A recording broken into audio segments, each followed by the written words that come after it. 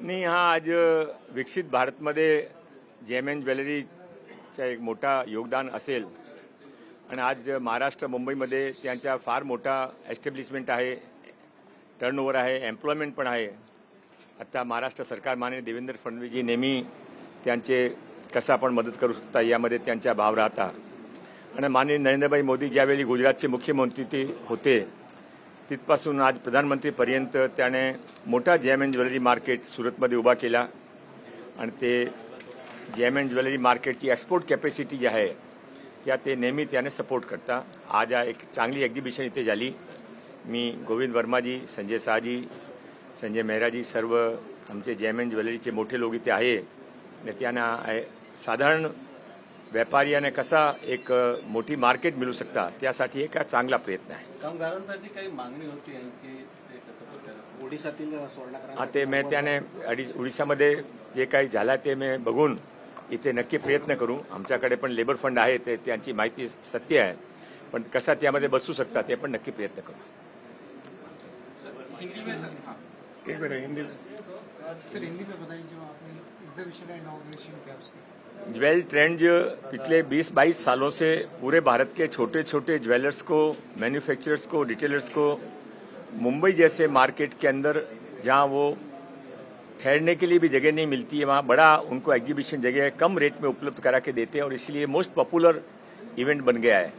आज भी हम देख सकते हैं कि यहाँ पर पूरे इलाके के अंदर लोग अपने सामान लेकर आए हैं. मुंबई के लोग और भारत के विभिन्न इलाके से लोग जिनको परचेजिंग चाहिए, ऑर्डर देना होता है, वो यहाँ पर आएंगे, आ रहे हैं और इस तरह से ओवरऑल मैन्युफैक्चरिंग टर्नओवर बढ़ता है. जेएमएन ज्वेलरी का विकसित भारत में एक बड़ा रोल है और मुंबई का भी उसमें बहुत बड़ा रोल है. मुंबई के अंदर पहले से जेएमएन ज्वेलरी मार्केट बहुत बड़ा रहा है. माननीय देवेंद्र फडणवीस जी हर समय उसको मदद करते रहते हैं और जब माननीय नरेंद्र भाई मोदी गुजरात के मुख्यमंत्री थे तब से लेकर आज तक उन्होंने हर समय जेएमएन ज्वेलरी की एक्सपोर्ट कैपेसिटी को, जो फॉरेन अर्न करने की रेगुलेशन, फॉरेन का पैसा अर्न करने की जो उनकी कैपेसिटी है उसको पहचानते हुए उन्होंने उसको बहुत सपोर्ट किया है. बड़ा ये जॉब ओरिएंटेड बिजनेस भी है और इसीलिए सूरत में भी उन्होंने भारत का सबसे बड़ा जेएमएन ज्वेलरी पार्क बनवाया है.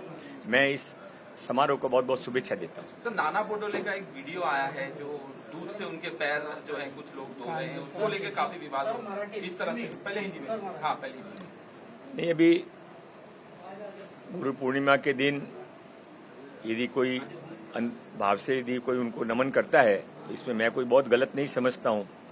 पर वो क्या ओकेजन था, क्या लोग थे, मुझे पूरी डिटेल पता नहीं है.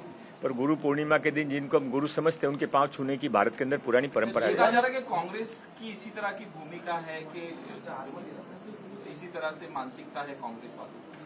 मैं उस पर कुछ कमेंट नहीं करना चाहता हूँ. सुधाने पाय धुताना नाना पटोले यांच्या व्हिडिओ व्हायरल होत आहेत. आणि त्या मागेचं सत्य काय मला माहीत नाही. त्या काय इव्हेंट करून केला असेल तर चुकीचं आहे. नॅचरल असेल तर भारतमध्ये परंपरा राहिली की गुरु पौर्णिमा दिन आपले ज्याने गुरु मानतात त्याने आपण प्रणाम करतो. राम मंदिरानंतर सिद्धिविनायक मंदिरामध्ये चोरीचे आरोप राज ठाकरे यांनी केले. आणि ते त्यामध्ये ऑलरेडी जे काही इन्व्हेस्टिगेशन करायचे असेल ते प्रक्रिया सुरू झाली आहे. जे सत्य आहे ते बाहेर पडतील.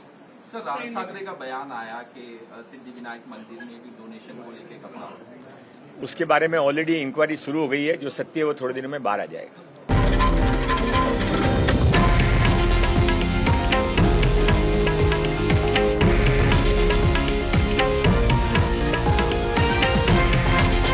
हे आहे देशातील नंबर 1 न्यूज नेटवर्क आणि आपण पाहत आहात TV9 मराठी, एकमेव.